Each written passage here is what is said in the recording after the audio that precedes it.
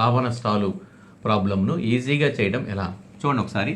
A trader bought an item for 80,000 and sold it for 60,000.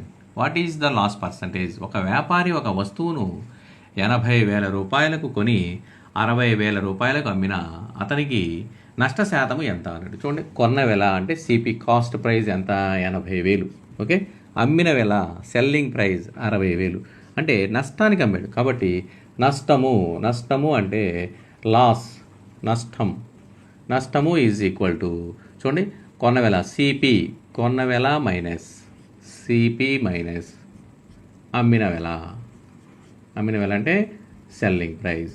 So ఇక్కడ కొన్న వెల ఏమో 80,000 minus 60,000 that is equal to మనకి ఎంత వచ్చింది ఇక్కడ? 20,000 లాస్.